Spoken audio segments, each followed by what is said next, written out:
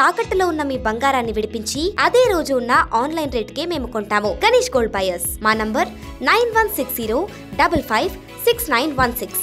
నమస్తే, welcome to okay TV. ప్రస్తుతం నాతో పాటు ఫిషరీస్ చైర్పర్సన్ మెట్టు సాయి గారు ఉన్నారు. మాట్లాడే ప్రయత్నం చేద్దాం. ఏదైతే నిన్న కేటీఆర్ గారు చేసిన వ్యాఖ్యలకు సంబంధించి కావచ్చు, అలాగే గ్యారంటీ కార్డ్స్కి సంబంధించి ప్రచారంలో ఉపయోగిస్తున్న బీఆర్ఎస్ సంబంధించి ప్రచారంలో ఉపయోగిస్తున్న వాటి గురించి కావచ్చు, అలాగే బీసీ బిల్లుకి సంబంధించి ప్రధానంగా 8వ తారీఖున రాబోతున్న ఏదైతే తీర్పు ఉందో దీన్ని అనుగుణంగా అన్ని పార్టీలు కూడా మేము సమన్వయంగా ముందుకెళ్తామని చెప్పి కొంతమంది మాట్లాడుతూ ఉన్నారు. దీనికి సంబంధించి తెలుసుకునే ప్రయత్నం చేద్దాం. అన్న, ప్రధానంగా నిన్న కేటీఆర్ 9 గేట్లు ఎత్తడానికి ప్రధాన కారణం ఇదంతా కూడా పబ్లిక్ హడావిడి చేయాలని చెప్పేసి, పబ్లిక్లో హడావిడి చేయాలి, లేదంటే హైడ్రా మీద ఒక ఆలోచన క్రియేట్ చేయాలి, లేదంటే ఏదైతే మూసీ నదిని సుందరీకరణ అనే పేరుతో చేయాలనుకుంటున్న దందా కోసం ఇదంతా చేస్తున్నారు అంటున్నాడు. ఏం చెప్తారు?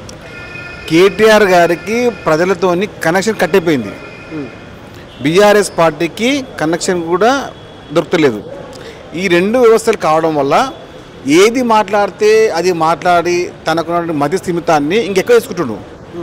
100కు 100% కేటీఆర్ గారిని ఎర్రగడ్డ హాస్పిటల్లో చేర్పించాల్సిందే. ఎర్రగడ్డ హాస్పిటల్లో చేర్పించిన తర్వాతనే కేసీఆర్ గారిని పబ్లిక్ డొమైన్ తీసుకురావండి. ఏది పడితే అట్లా మాట్లాడి చిల్లర పలుకులు పలికి చిల్లర చేష్టలు చేయడం వల్ల అసలు ఒక శాసనసభ్యునిగా, గతంలో మంత్రి పనిచేసిన వ్యక్తిగా ఆయన మాట్లాడే ప్రతి మాట ఒక వ్యక్తిగా కాదు, ఒక ఎమ్మెల్యేగా మాట్లాడుతున్నా లేకుంటే ఒక పిచ్చి పట్టి మాట్లాడుతున్నా తెలుసుకోవాలి.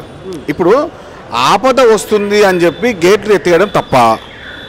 ఒకటి, ప్రతిసారి రాజకీయం చేస్తేనే కానీ అది చూస్తే వాళ్ళు ఉన్నారు, మనం కాదు. అరే, మేము గతంలో 70 సంవత్సరాల స్వతంత్ర భారతదేశంలో 55 సంవత్సరాలు పైగా కాంగ్రెస్ పార్టీ అధికారంలో ఉంది. అధికారం కాంగ్రెస్ పార్టీ కొత్త కాదు, ఫస్ట్ అది గమనించండి. 75 సంవత్సరాల స్వతంత్ర భారతదేశంలో ఉమ్మడి రాష్ట్రంలో కానీ తెలంగాణ రాష్ట్రంలో కానీ కాంగ్రెస్ పార్టీ 55 సంవత్సరాలు అధికారంలో ఉంది. ఆ ఇంగితగా లేకపోతే వాళ్ళకు చిల్లర పలుకులు, చిల్లర మాటలు, చిల్లర చేష్టలు ఏది పడితే అట్లా మాట్లాడేసి మేము బట్ట కాల్చి మీదేస్తాము అంటుకుంటే జనాలు అనుకుంటారు. జనాలు కూడా ఇబ్బందులు పడితే కళ్ళల్లో కవ్వొత్తులు పెట్టి చూస్తున్న రకాలు వాళ్ళవి. మంచి అయితే చూడలేని ముఖాలు వాళ్ళవి, మంచి అయితే ఇనలేని చోలు వాళ్ళవి. ఎప్పుడైనా కూడా అబద్ధాన్ని నిజం చేయడంలో బీజేపీని మించిన యూనివర్సిటీని బీఆర్ఎస్ పార్టీ స్థాపించింది. అంటే గేట్లు ఎత్తడం వల్ల ఈ ఏదైతే వరద ప్రభావితం ఎక్కువైంది అనుకోవచ్చా? అంటే వాళ్ళు చెప్తున్న మాట ఇదే కదా, గేట్లు ఎత్తడం వల్ల వరద ప్రభావం. నేను కానీ ఒక మాట మీకు ప్రతిసారి చెప్పాలంటే గేట్లు ఎత్తేసిరు అంటున్నారా? ఆపద ఉన్నప్పుడు గేటు తీయడం తప్ప, ఒకటి నిండిపోతే గేటు ఎత్తడం తప్ప.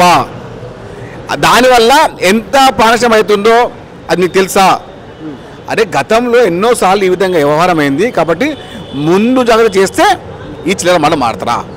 అరే, మీకేం తెలుసా ప్రజల గురించి? ప్రజల యొక్క ప్రాణాల మీద మీరు పేలాలు ఎలుకున్న ముఖాలు ఇవి. అమరవీరుల కుటుంబాల మీద మీరు రాజకీయం చేసి అధికారంలోకి వచ్చిన తర్వాత ఆ కుటుంబాలని నట్టేటన ముంచి రాజకీయ వ్యవహారం చేసిన మీరు వాళ్ళకేం తెలుసు ప్రజల ప్రాణాల గురించి? అంటే జూబ్లీహిల్స్కి సంబంధించి ప్రచారం కూడా చేస్తూ ఉన్నారు. మీకు ఇచ్చిన ఏదైతే గ్యారంటీ కార్డ్స్ ఉన్నాయో 6 గ్యారంటీలకు సంబంధించిన కార్డ్స్ చూపిస్తూ వాళ్ళు ప్రచారం చేస్తూ ఉన్నారు. ఇది చేయలేకపోయారు, ఫస్ట్ ఇవి చేయండి అంటూ కూడా కేటీఆర్ స్వయంగా మాట్లాడుతూ ఉన్నారు. దీనికి ఏం చెప్తారు? నేనేమంటున్నా, వాళ్ళు బాకీ అంటారు కదా, చెప్తున్నా బాకీ పడింది మీరు.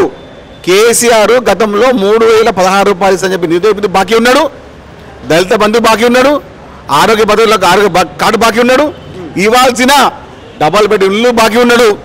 అదేవిధంగా మీరు చెప్పాల్సినటువంటి 3 ఎకరాల భూమి బాకీ ఉన్న దళితులకు, మీరు చెప్పిన దళిత ముఖ్యమంత్రి బాకీ ఉన్నది. మీరు చేయాల్సిన ఇన్ని బాకీలు మర్చిపోయి ఏదో ఒక లేఖీ మాటలు మాట్లాడితే ఇట్లా తుపాకీ పేలిస్తే అది వాళ్ళకి తాకుతుంది. ఎన్ని ముచ్చట్లు మాట్లాడినా, ఎన్ని పలుకులు పలికినా జూబ్లీహిల్స్లో కాంగ్రెస్ పార్టీ 30,000 పైచిలకు మెజారిటీతో గెలవబోతుంది. కంటోన్మెంట్ యొక్క ఫలితమే జూబ్లీహిల్స్లో కాంగ్రెస్ పార్టీ ద్వారా గెలవబోతున్నాం. బీజేపీ కూడా రెడీ అవుతా ఉంది కదా, మరి అది ఉండదా? బీజేపీ రెడీ ఉన్నా, స్టడీ ఉన్నా, ఏమున్నా మీకు ఒకటే చెప్తున్నా, మీకు రాజకీయ వ్యవహారము, రాజకీయ వ్యవస్థ, రాజకీయ నైపుణ్యం కాంగ్రెస్ పార్టీ కొత్త కాదు. ఎన్నికలు కాంగ్రెస్ పార్టీ కొత్త కాదు. రేపు ఎన్నిక అయితే కూడా ఇప్పటికిప్పుడు 12 మంది అభ్యర్థులు కాంగ్రెస్ పార్టీలో ఒక అసెంబ్లీలో ప్రతి నియోజకవర్గంలో స్థిరంగా ఉన్నారు. అది కాంగ్రెస్ పార్టీ ప్రత్యేకత. కాంగ్రెస్ పార్టీకి ఉన్నటువంటి ఆ వ్యవస్థ. ఎవరు ఎన్ని చేసినా, ఎన్ని ముచ్చట్లు మాట్లాడినా ప్రతి నియోజకవర్గంలో కాంగ్రెస్ పార్టీకి డజను పైగా అభ్యర్థులు ఉన్నారు. మీలాగా అక్కడనే ఎత్తుకొని, వీని ఎత్తుకొని, వాని పట్టుకొని తీసుకున్నప్పుడు కాంగ్రెస్ పార్టీ లేరు. ప్రతి కాంగ్రెస్ పార్టీ కార్యకర్త సిద్ధంగా ఉన్న ఎన్నికలకు సర్పంచ్ నుంచి వార్డు మెంబర్ దాకా ఎంపీడీసీ నుంచి ఎంపీటీసీ దాకా జెడ్పీ దాకా సిద్ధంగా ఉన్నారు. ఏ ముచ్చట్లు మాట్లాడినా అసలు మీకు అభ్యర్థులు లేరు. బీజేపీ పార్టీకి బీఆర్ఎస్ పార్టీకి తెలంగాణ రాష్ట్రంలో అభ్యర్థుల కరువు ఉంది. కావాల్సి చెప్పండి, అడగండి వాళ్ళని.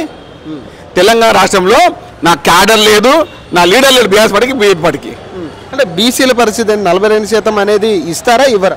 బీసీల హక్కుని కాంగ్రెస్ పార్టీ 47% తెలంగాణ రాష్ట్రంలో రాజకీయ నైపుణ్యాన్ని రాజకీయ నేపథ్యానికి ప్రయత్నించింది. ఆ ప్రయత్నాన్ని సాధిస్తుంది కూడా. ఎన్ని ముచ్చట్లు మాట్లాడుతున్నాం. రాష్ట్రంలో 1,13,531 రాజకీయ సంబంధించిన వ్యవహారాలు ఉన్నాయి. అంటే సర్పంచ్లు కానీ ఎంపీలు కానీ.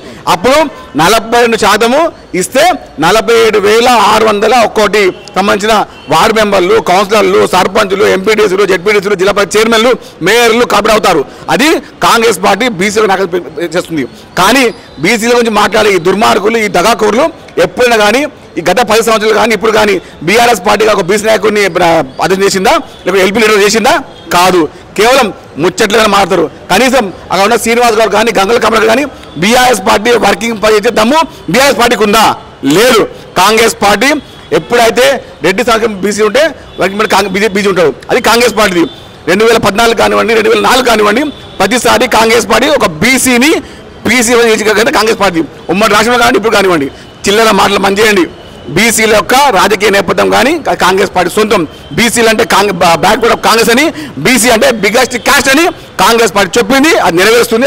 అదంతా మాదే. దీనికి చట్టబద్ధత లేదు కాబట్టి జీవో నెంబర్ 9 కొట్టేస్తారని చెప్పేసి ఇప్పుడు ప్రతిపక్ష నాయకులు చెప్తా ఉన్నారు. చాలా మంది రాజకీయం నుంచి కూడా మాట్లాడుతూ ఉన్నారు. ఒక బీసీ బిడ్డగా నేను మాట్లాడుతూ ఉన్నా. నా యుద్ధం నేను చేస్తూనే ఉంటా. ఎంతమంది చిల్లర పలుకులు పలికినా నా యుద్ధం నేను చేస్తూనే ఉంటా. కాంగ్రెస్ పార్టీ స్పష్టతగా ఉంది. 42% యొక్క బీసీ రిజర్వేషన్లు కాంగ్రెస్ పార్టీ యొక్క పెటెంట్ రైట్స్. మేము పోరాటం చేసాం. 42% బీసీల యొక్క నాయకత్వాన్ని పెంపొందిస్తాం. అంటే ఇప్పుడు ఒకవేళ కోర్టు కనుక దీనికి అనుగుణంగా తీర్పు ఇవ్వకపోతే మరి నెక్స్ట్ ఎలా ఉండబోతుంది? మరి ప్లాన్ బి ఉందా? ప్లాన్ బి ఉంటుంది, ప్లాన్ సి ఉంటుంది. మా ఉద్దేశం, మా లక్ష్యం, మా యజ్ఞం ఒక్కటే.